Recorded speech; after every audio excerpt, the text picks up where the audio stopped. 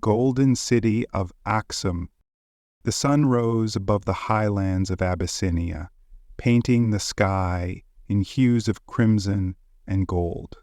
Morning mists slowly withdrew from the valleys, revealing the majesty of Aksum's stone palaces and towering obelisks. This city was not merely built from stone, gold, and ivory. It was woven from legends, faiths, and the unyielding labor of its people. To many, Aksum was the very center of the world, where the spirit of the Nile, the winds of the Red Sea, and the sacred silence of the Ethiopian mountains converged. In the early 4th century, the kingdom of Aksum was among the most powerful trading empires on earth. From Rome arrived ships laden with wine and glassware, from India spices and precious stones, from Yemen incense and myrrh, from Sudan gold and ivory. All of it converged in the markets of Aksum, to be sent again across the known world. Its merchants carried not only goods but also news, stories, and faith. Thus Aksum stood ever at the threshold of change, yet firmly anchored in the weight of its ancient traditions. The most striking features of the city were the colossal obelisks rising toward the heavens. These stelae proclaimed the power of kings, the shadow of the gods, and the unity of the people. Each one was carved from a single slab of stone, decorated with geometric patterns, false windows, and doors. Some said giants or spirits had borne these stones. Others believed they were gateways to the sky, raised by the descendants of the legendary Queen of Sheba. With every new ruler, their name was etched upon the stones, so that mortal life would endure forever within the memory of rock. It was beneath the shadow of these stones that a young woman ascended the throne. Her name was Queen Makeda Tekin. Many whispered that her name was no coincidence, that she bore it in honor of the first Makeda, the Queen of Sheba herself. Through this lineage, her blood was said to flow from the queen who, 1,000 years earlier, had journeyed to Jerusalem and stood before King Solomon. Thus, Makeda II was not only a ruler but also the continuation of a sacred heritage. Her eyes were as deep as the black soil of Abyssinia, her voice as strong as the waves of the Red Sea, and her heart as radiant as the gold beneath the sun. When Makeda II claimed the throne, her people rejoiced and trembled alike.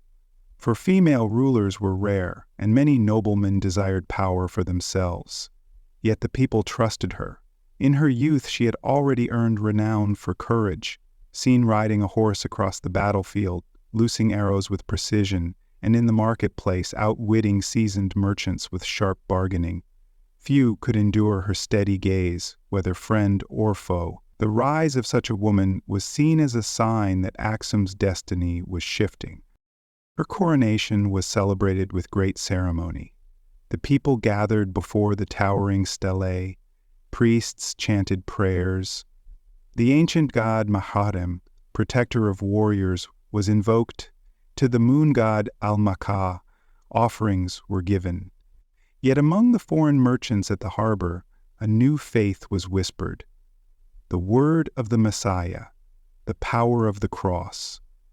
From Rome, priests had begun to arrive, quietly carrying symbols of their creed. Makeda II heard of these murmurs, but on the day of her coronation, her only concern was to inspire her people. When the crown was placed upon her head, the multitude shouted as one, "Long live our queen, the son of Aksum, the honor of our line." Her first days as sovereign were devoted to restoring order. The palace was filled with rival factions. The traditionalists clung to the old gods and ancestral ways. The progressives urged stronger trade with Rome, even acceptance of its faith. The queen listened patiently to all, but made no hasty decisions. She lived by a principle. The stones stand for thousands of years not because they were raised in haste, but because they were built with patience. Yet unrest stirred at Aksum's borders. To the south, tribes attacked trade routes. To the west, Kushite raiders plundered villages. Makeda Tekens knew a ruler's duty was not only to sit upon a throne, but also to ride at the head of her people in war. She summoned her soldiers and commanders. Despite her youth, she gave orders with a stern yet fair hand. Those who looked upon her felt courage kindle in their chests. It is told that once, before her assembled army, she declared, "Our spears will pierce not only flesh, but fear itself. The son of Aksum shall never be cast into shadow." Yet Makeda was more than a warrior. She was also a seeker of wisdom. She spoke long with merchants about the cities of Rome, the palaces of India, the mountains of Yemen. She consulted scholars and listened attentively to the words of priests. At night she would sometimes climb the high terrace of her palace and gaze upon the heavens. The stars shone over the Ethiopian mountains like a sea of fire. There, in the silence, she pondered her destiny. To be queen was not her choice, but the burden of her people now rested upon her. Often she whispered to herself, "If I am truly of Sheba's blood, then my path is written in the heavens, yet which road I must take, who will show me?" One of her closest counselors was an aged priest named Abreha. His white beard flowed to his chest, his eyes glimmered with wisdom, and his voice was calm, yet commanding. One evening he told her, "My queen, the stones remind us of the past, but the heavens whisper of the future. Your path will not be easy, for you stand between two worlds, the world of your ancestors and the world that is being born. Whichever you choose, the other will follow. But remember, true rulers are those who unite both worlds within themselves." These words engraved themselves in her mind. From that day, every decision she made was weighed not only for its present, but for its future consequences. Meanwhile, life in the city thrived.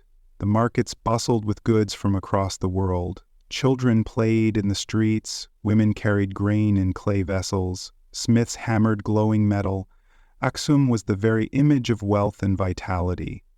Yet beneath this prosperity, the shadow of storm could be felt. Each dawn, Makeda too looked out from her high palace window over her city and asked herself, "These stones will stand 1,000 years, but how will my name be spoken 1,000 years from now?" And so began Aksum's journey between golden age and encroaching shadow. The tale of Queen Makeda Teken was not only the story of a ruler, but the destiny of an entire people. She did not yet know it, but soon a prophecy would be whispered to her. Friends would wear the mask of enemies, enemies would become allies, and her courage would be tested by both faith and history. Above her, the stars shimmered in silence, as if they sang the song of the future. The voice of prophecy. The palace of Aksum stood like a citadel of stone and memory, perched upon the hills that overlooked the fertile valleys below. Within its walls, Queen Makeda Teken paced in silence. Her sandals tapped lightly against the polished basalt floors, echoing in chambers that had seen countless councils, feasts, and battles planned. Yet in this moment, the queen walked alone, her thoughts burdened more heavily than any crown. She was young, yet not naive. Already she had tasted both the sweetness of loyalty and the bitterness of dissent. The nobles bowed deeply to her in public, but in private their whispers slithered like serpents across the palace corridors. Some swore fealty to the old gods of the highlands, Mahrem, Almaka, Astarte, demanding that she hold fast to the faith of her ancestors. Others, eager for greater ties with Rome, urged her to open her heart to the strange new god, whose followers carried wooden crosses instead of idols of stone. Makeda knew that division could shatter Aksum from within more surely than any foreign spear. Yet how was she, one woman, to bridge a rift carved not in stone, but in the hearts of men? One night, After a council meeting that dissolved into shouts and accusations, she withdrew to the temple precinct at the edge of the city. The temple of the moon god Almaka was a place of solemn reverence, its high columns carved with ancient signs, its walls blackened with centuries of incense. At its center burned the eternal flame, tended by white-robed priests whose chants rose like smoke to the heavens. There she knelt, not as a queen, but as a daughter of Aksum, seeking the guidance of powers older than the throne she sat upon. The chief priest approached, his eyes veiled by cataracts, his hands trembling with age. He had served under 3 kings before her. His voice rasped like dry leaves. "The daughter of Sheba's blood, you have come to the house of the moon to ask what no man or woman may answer. But the gods do not speak in words. They speak in signs. Listen and be still." He led her into the inner sanctum, a chamber where the air was heavy with incense and the walls glowed faintly with reflected flame. There, the priests began to chant, their voices weaving together in a low, resonant hum. The chief priest lifted a silver bowl filled with water and placed it before her. "Gaze upon it," he commanded. Makeda leaned over the bowl. The water trembled, though no wind stirred it. Slowly, shapes began to form upon its surface. Shadows, then light, then a mingling of both. She saw the sun consumed by a veil of darkness, and the moon bleeding red above the mountains. She saw warriors clashing in the valleys, the banners of Aksum torn and trampled into the earth. And then, most vividly, she saw herself standing at a crossroads. To her right, a path of stone lined with obelisks that gleamed in starlight. To her left, a path of fire upon which a wooden cross smoldered like coal. The vision shattered, the water stilled. Makeda drew back, her breath sharp, her hands trembling despite her will. The priest's voice followed her like a whisper of fate. "When the shadow of the moon embraces the light of the sun, your choice must be made. 2 roads lie before you, Queen of Aksum. One is the path of your ancestors, carved in stone. The other is the path of the new faith, burning in fire. Whichever you choose, know this: the fate of your kingdom shall walk with you, and the gods, old or new, will demand their due." Makeda left the temple shaken. That night she could not sleep. She lay awake upon her gilded couch, the words of the prophecy searing into her thoughts. She had sought certainty, but the gods had granted only mystery. The following week saw her palace transformed into a battlefield of words. The council of nobles, once united in ambition, now fractured along lines of belief. Lord Izana, the commander of the southern armies, stood firm for tradition. "My queen," he declared during one heated assembly, "Aksum has risen by the favor of our gods. If we abandon them, we abandon the very stones upon which our kingdom rests. Rome may bring us trade, but their faith is poison to our roots." Across the hall, Mythical, a wealthy merchant who had journeyed twice to Alexandria, countered, "And yet, Commander, it is Rome that holds the seas and the markets of the world. Already they whisper that Aksum is a pagan backwater. If we do not join them, we risk being left behind. Let us open our hearts to their God, and they will open their coffers to us." The council dissolved into shouts. Some pounded their fists for war and tradition. Others clamored for alliance and new faith. Makeda sat upon her throne, silent, her face like carved obsidian. She allowed them to rage, for in their rage she learned who they truly were. But within her heart, the prophecy whispered, echoing like thunder across the chambers of her soul. It was at this time that Rome itself reached out. One morning, word arrived that an embassy had docked at Adulis, Aksum's great port upon the Red Sea. From there, they traveled inland with gifts of silk, wine, and scrolls.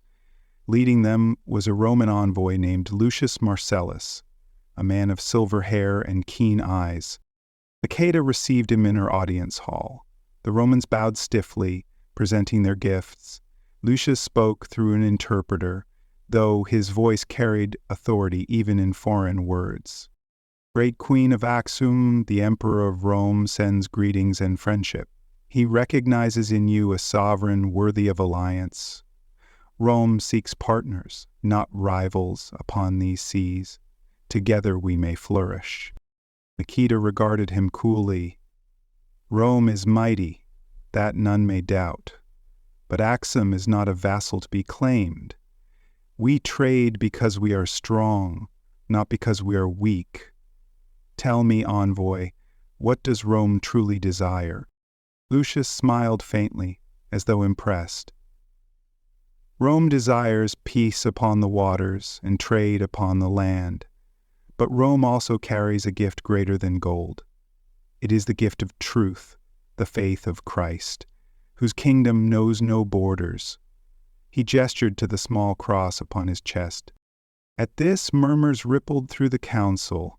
Some scowled, others leaned forward eagerly.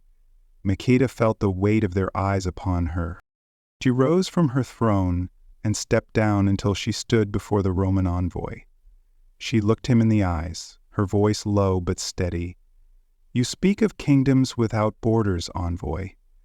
Yet I am queen of this kingdom, and these borders are mine to guard. Perhaps Rome's God is mighty, perhaps he is merciful, but here, in Axum, it is I who must bear the burden of choice, for my people, for my land, for the stones that remember. Lucius bowed, conceding the force of her will. Then may your wisdom guide you, Queen of Axum. Rome shall wait, for truth does not fear time. That night Makeda stood again upon her terrace, gazing at the stars. The prophecy burned in her mind, the sun swallowed by shadow, the paths of stone and fire. The voices of her counsel echoed in her ears. Tradition against innovation, past against future. And now Rome itself had placed its hand upon the scales. She closed her eyes, breathing deeply. Ancestors, she whispered to the night, if truly I carry your blood, grant me your strength. But if the gods call me to a new path, grant me courage to walk it. Let me not choose for fear, but for destiny. Far above, a shooting star streaked across the heavens, vanishing into the dark. Makeda took it as a sign, though whether of hope or of warning she could not yet say. And so the queen stood at the threshold of prophecy, while in the shadows of her court, intrigue festered. For even as she wrestled with the voices of gods and empires, unseen hands were already moving to shape her fate. Enemies in the shadows. The rains had ended, and the air above the valleys grew heavy with heat. Crops swayed in the fields around Axum, their ripening grains promising abundance. Yet beneath this promise lay unease, for the land whispered of danger. Messengers began to arrive at the palace, their feet blistered from long roads, their faces strained with fear. The western borders burn, they cried. The Cushite raiders descend from the deserts. Villages along the Nile are sacked. They march not only for plunder, but with vengeance in their eyes. Queen Makeda Teka received these tidings in silence. Her fingers traced the carved armrest of her throne as she listened. Each report was worse than the last. Cattle driven away, merchants slain, border fortresses breached. These Cushite warbands, remnants of the once great kingdoms of Nubia and Meroe, sought to reclaim their lost glory by tearing at Axum's frontiers. But war beyond the walls was not her only peril. Within the palace, shadows moved with equal menace. Some nobles had begun to whisper that Makeda's reign was cursed. A woman sits on the throne, they murmured in hidden chambers. The gods turn their faces away. Better we follow another, one who listens only to the old ways, or one who will bend to Rome fully. The queen was no stranger to betrayal. She had smelt it in the eyes of certain lords since the day of her coronation. But now, with enemies pressing from without, treachery from within threatened to unravel all. One evening, as the torches flickered against the stone walls, Makeda summoned her trusted captain, Saili, a man scarred by countless campaigns. His loyalty was beyond question. He had once shielded her with his own body when an assassin's dagger flashed in the marketplace. "Bring me the reports," Makeda commanded. Sala unfurled a leather map across the council table. His hand traced the line of the Nile. Here, near the confluence, the Cushites gather. Small bands at first, but now they swell into an army. They move quickly, striking, vanishing, then striking again. Our scouts say they are led by a warlord called Taharko, who claims descent from the pharaohs of old. Makeda studied the map, her brow furrowed. "And the people? They are frightened," Sahe admitted. "Some villages flee before the Cushites arrive. Others look to the nobles for protection." "And the nobles, my queen?" His voice hardened. "They argue among themselves. Some withhold troops, saying they will not march until you declare your allegiance, either to the gods of our ancestors or to Rome's Christ." The queen's eyes flashed like steel. "So they would use foreign swords at our gates to press their own will? Then they are no better than the Cushites themselves." That night, Makeda walked the halls of the palace alone. The stelae outside loomed like silent sentinels, casting long shadows across the city. In her solitude, she thought not only of her kingdom, but of the prophecy she had seen in the temple's waters, the sun devoured, the crossroads of stone and fire. Now the signs of that vision began to take shape in the waking world. From the high balcony she could hear the murmur of the city below, merchants closing their stalls, children running through the streets, priests chanting their hymns. Her people lived in fragile peace, unaware that armies massed beyond the horizon. Makeda whispered to the night, "If fear consumes them, then Aksum is already lost. I must give them courage, even if I must carry the weight of it alone." The next day, she called a public assembly in the great square beneath the tallest obelisk. Thousands gathered, drawn by curiosity and dread alike. Makeda appeared not in jeweled robes, but in armor. Bronze plates over her shoulders, a sword at her side, a scarlet cloak sweeping behind her.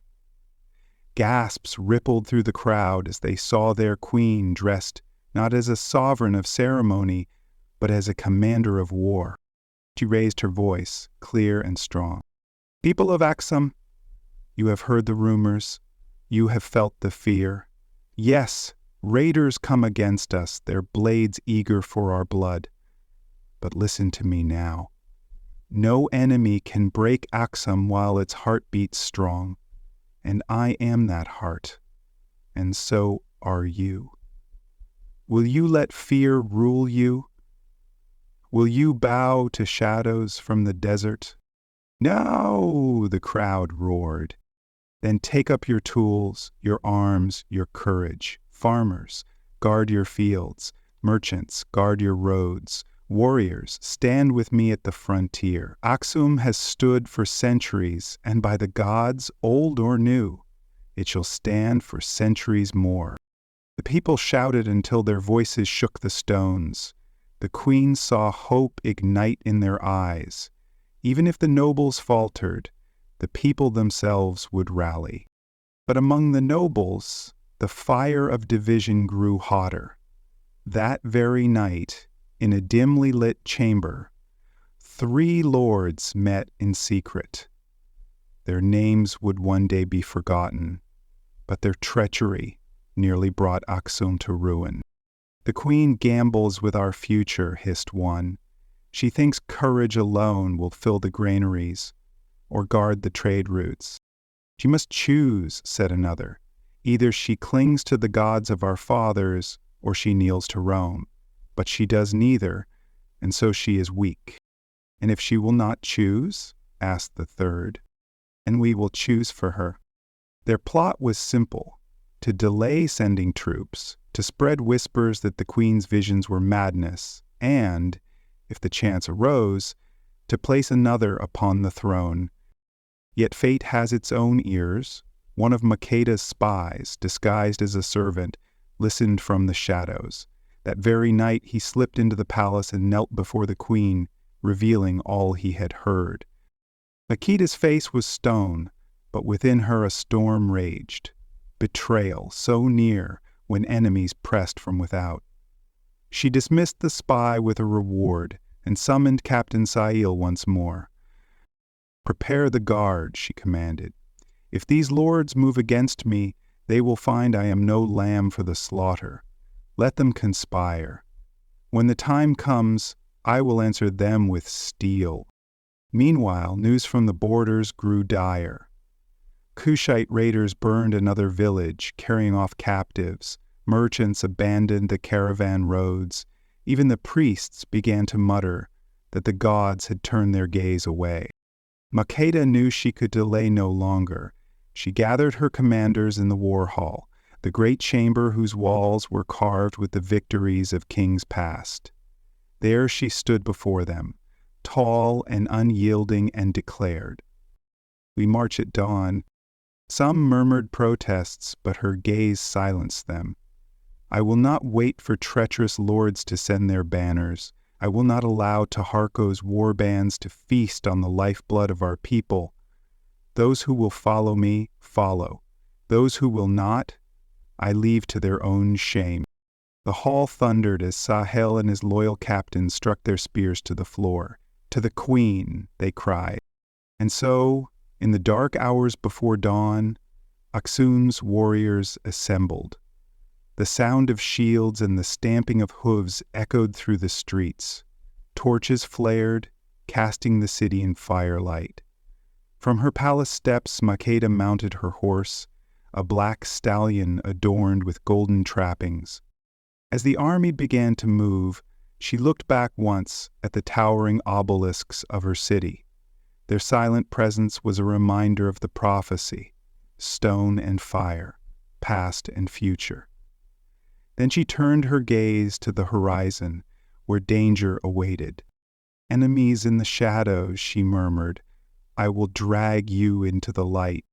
And with that, the Queen of Aksum rode forth to meet her fate, the journey and the choice. The dust of war still lingered on the western horizon when Queen Makeda too turned her gaze eastward. Though she had rallied her people and driven back the first Kushite assaults, she knew the battle for Aksum's survival could not be fought with swords alone.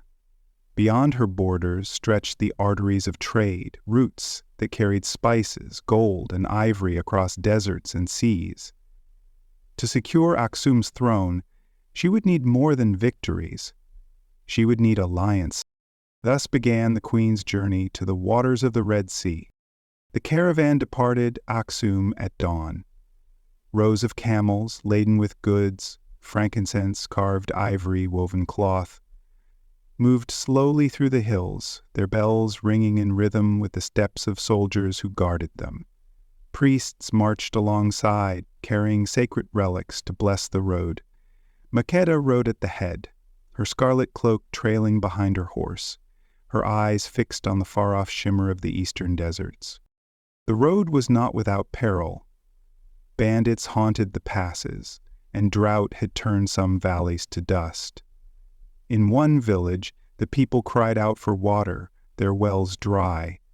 Makeda dismounted, listened to their pleas, and ordered part of her own caravan supply given to them. Her captains protested, "My queen, we may not have enough for the journey," but she silenced them with a single glance. "What use is a queen who hoards water while her people thirst?" she asked. And the villagers, in gratitude, sang blessings after her, until the caravan vanished into the horizon. Yet even as she showed mercy, she wrestled with doubt, for each act of compassion slowed the march weaken the reserves. In the quiet of her tent at night she remembered the prophecy, the sun devoured, the stone at the crossroads, the fire unquenched. Was she straying from the path of survival, or walking exactly as fate demanded? At last, the caravan reached the glittering expanse of the Red Sea. There, the harbor of Adulis teemed with ships from every corner of the known world.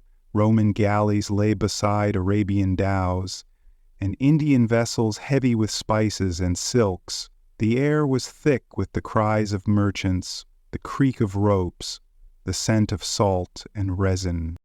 Makeda stood upon the pier, the sea wind lifting her cloak. She had never seen such vast waters, nor such a mingling of tongues. To her, it seemed as if the whole world converged here, at the threshold of Axum. It was here she first met the Roman envoy Marcus Antonius Varro, a tall man clad in white linen, his speech sharp as a blade. He bowed politely, though not deeply. "Queen of Axum," he said, "Rome watches your struggles with interest. The Cushites trouble not only you, but the Nile itself, which feeds Egypt. Our jewel. Aid us, and you will not lack Roman steel." Makeda measured him with steady eyes. "And the price?" Varro smiled thinly. "Axum is already wealthy in trade. Imagine it wealthier still, if Rome favors your merchants above others. But such favor comes at a cost. Rome asks only your friendship and your faith."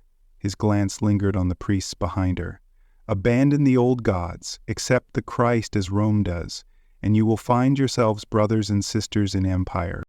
The words echoed the very division that plagued her nobles. To accept Rome's offer would bring powerful allies, but at the cost of her kingdom's soul.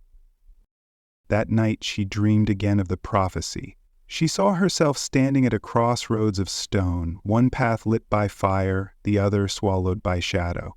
Voices whispered, some urging her to kneel, others to defy.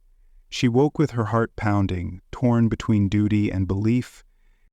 In the days that followed, she met also with Arabian traders from the deserts of Sheba and Himyor. Unlike the Romans, they demanded no faith, only loyalty. "We know the incense routes," said their leader, a man draped in silks and gold rings. "We know the hidden oases. Join us, and Axum shall rule the spice trade from the Red Sea to the Euphrates. But beware, Rome. They would bind you in chains of faith before chains of gold." From the east came Indian merchants, their ships heavy with pepper, cinnamon, and fine cotton. They offered her passage to their lands, alliance through trade, and even spoke of learning, scholars who could bring knowledge of stars and medicines unknown to Axum. Each alliance glittered with promise, yet each pulled her toward a different destiny. One evening, Makeda walked alone upon the shore. The sea stretched before her, endless and unknowable. In the reflection of the moon upon the waves, she thought she saw once more the devouring sun from her vision. She whispered to herself, "Every choice carries a shadow. Which one is mine?" Behind her, Captain Saley approached quietly. "My queen, the ships are ready. Rome, Arabia, India, all wait for your word, but only one path can be taken." Makeda did not answer immediately. She gazed at the stars above, seeking guidance, for in their silent constellations she thought she saw the outline of her ancestors, watching. At last she turned. "Then let us test the seas. If the gods, or God, wish to guide us, the waters will show the way."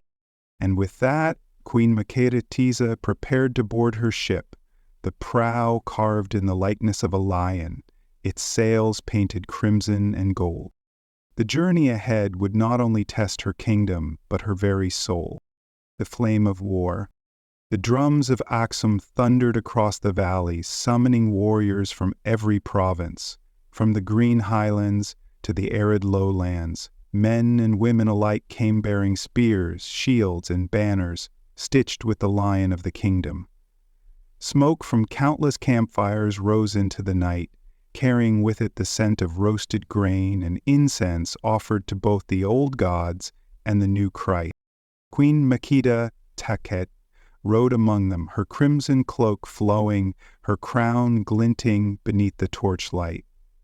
The army looked to her as the flame that would either save their land or consume it. The battlefield lay on the plains of Meroe, where the Cushites had gathered their full strength. Their chariots gleamed with bronze, and their warriors painted themselves with ochre and ash, invoking the spirits of desert and river. Songs of war rose from their ranks, haunting chants that told of vengeance, blood, and ancient dominion. Between the two armies, the wind carried the heavy silence of prophecy fulfilled, the devouring sun, the stone crossroads, the unquenched fire. All had led to this. As dawn broke, horns blared, and the clash began. Axumite infantry surged forward, shields interlocked, their formation a moving wall of iron and will. Behind them, archers loosed volleys that darkened the sky, their arrows tipped with fire. The Cushite chariots thundered across the field, slicing through men and scattering horses. Makeda watched from the ridge before raising her spear. "For Axum, for the future yet unborn," she cried, and her cavalry charged. Dust and blood rose in clouds as the two powers collided. But even within Axum's ranks, division burned. Some fought, invoking the names of Mahrem and Astar, the old deities of war and sun. Others raised crosses, praying for Christ's blessing. Brothers stood side by side, yet whispered different prayers, each believing destiny was theirs. The clash of gods resounded as loudly as the clash of swords. At one point, Makeda saw two captains, one Christian, one loyal to the old ways, nearly come to blows in the midst of battle over which prayer should be shouted. She rode between them, her voice sharp as iron. Whether old gods or the new, this day Axum bleeds the same blood. Stand together, or we shall fall divided. Her words struck them like thunder. They lowered their weapons against each other and turned once more upon the enemy. By midday, the field was a furnace of chaos. Fires raged in the dry grass, set ablaze by flaming arrows. The smoke blurred the line between heaven and earth. The Cushites pressed hard, their warlord Prince Taharka at their front, wielding a curved blade, said to have drunk the blood of kings. When Makeda saw him cutting through her soldiers like a storm through reeds, she knew the prophecy had come full. "The leader must fall," she murmured, "or Axum will burn." With a cry, she spurred her horse into the heart of the fray. Her guards shouted in alarm but could not stop her. The queen rode as if possessed, her spear flashing, her cloak aflame with sunlight. Soldiers parted in awe and terror, for to see their queen charging was to see destiny itself made flesh. At last she reached him, Prince Taharka, towering, his armor gleaming with gold. Their eyes locked, and for a moment the battlefield seemed to hush, as if the gods themselves paused to watch. "You are the lioness of Axum," Taharka growled. "But lions can bleed." "And so can jackals," Makeda answered, leveling her spear. The two clashed with a force that shook the earth.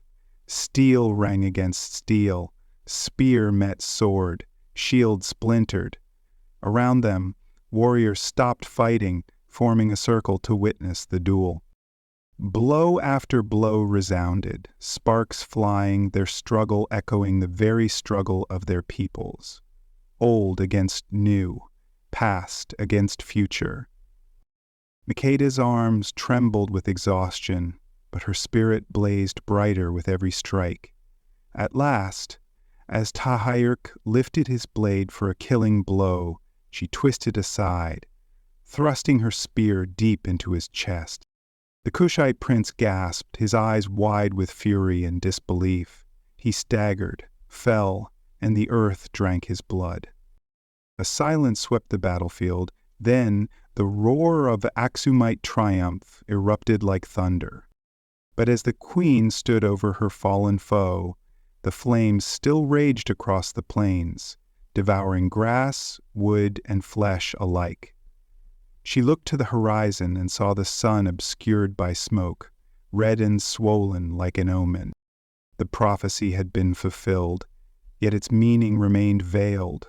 For though the enemy leader had fallen, Makeda felt in her heart that this was not an ending, but the beginning of a fire that would not be quenched.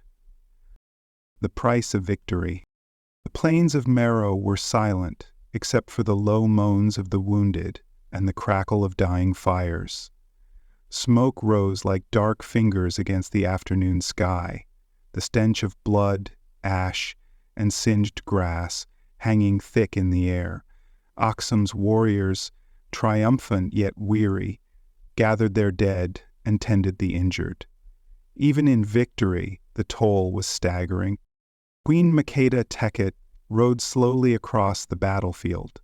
Her cloak, once crimson and vibrant, was now soiled with dust, mud, and blood. Her horse stumbled over broken weapons and fallen shields, yet she pressed forward, examining each site where her soldiers had fallen. For every victory, there was a price. A reminder that courage alone could not spare grief. The people of Aksum welcomed their queen as both hero and savior. In the streets of the capital, banners were raised in her honor, children waved from rooftops, singing songs of her bravery. Merchants gave thanks, priests held prayers of celebration, and soldiers marched proudly, bearing trophies of the Kushite defeat. Yet Makeda knew the reality beneath the jubilation. Many had died, families were broken, and trust within the court remained fragile. Even as her people cheered, her counselors whispered, some in admiration, some in envy, some in quiet resentment. The palace itself had become a crucible of political and religious division, now intensified by the strain of war. The queen called a council, summoning leaders from every province and every faith. The hall was vast, adorned with the obelisks of her ancestors carved in miniature, their surfaces glowing in torchlight. Priests of Mahram and Al-Mikha stood alongside Christian clergy, the air thick with tension. Makeda rose, her voice carrying over the murmurs. "We have faced death together," she said, "and we have triumphed. Yet victory alone cannot forge the future. Our strength is in unity, not division. The gods, old and new, have protected Aksum through all storms. It is time we honor them together, rather than letting their names divide us." The council fell silent. Eyes shifted, some wide with hope, others narrow with suspicion. Makeda continued, "Henceforth, our kingdom will recognize both paths. Temples and churches alike shall be places of reverence. Our laws will reflect respect for the old ways and the new. Priests of both faiths will advise me, side by side, so that no citizen is denied honor and no tradition is lost. Aksum shall not bend to one belief alone, nor bow to a foreign power. It shall rise upon its own courage, faith, and wisdom." Some nobles grumbled, fearing the dilution of their authority or the discomfort of compromise. Others bowed, acknowledging the queen's insight. Soldiers who had fought under banners of different gods felt a weight lifted from their hearts, united in purpose once more. Makeda's counselors were astonished by her decisiveness, yet they could not deny the genius of her plan. She had transformed religious division into a symbol of collective identity, turning potential discord into a foundation for resilience. Outside the palace, the people of Aksum celebrated not only the queen's victory over the Kushites, but also her wisdom. Festivals lasted for days, and for the first time in years, voices rose in harmony rather than conflict. Drums beat, fires blazed in the plazas, and from the high terrace of her palace, Makeda watched her city shine like gold beneath the setting sun. Yet even in triumph she reflected upon the prophecy that had guided her. The sun swallowed, the crossroads of stone and fire, the unquenched flame. She understood now that prophecy was not merely a warning of doom, it was a challenge, a test of vision, courage, and wisdom. By uniting her people, by respecting the past while embracing the future, she had met that challenge with foresight. That night she walked through the quiet streets of Aksum alone. She paused at the base of the tallest obelisk, its shadow stretching across the stone-paved plaza. Kneeling, she whispered a vow to the ancestors and to the gods of Rome alike. I will honor all who dwell in this land, and no path shall be forbidden. If I fall, let it be as a queen who bridged worlds rather than tore them apart. Let Aksum endure. Above, the stars shone bright, and for the first time in weeks she felt a calm certainty. The kingdom had survived war, betrayal, and prophecy. The people saw her as both a warrior and a guardian, the embodiment of hope and resilience. Yet Makeda knew the work was far from finished. The unity she had forged was delicate, a living flame that must be tended carefully. As the night deepened, the queen returned to her palace. The fires outside faded to embers, but within her a new light burned.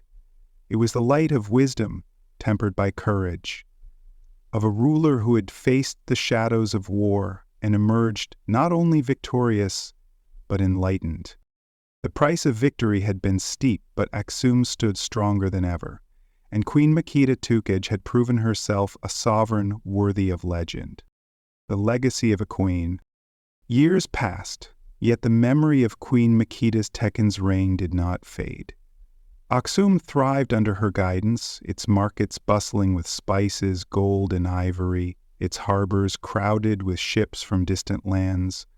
Roads once threatened by bandits now carried caravans laden with wealth, knowledge, and culture.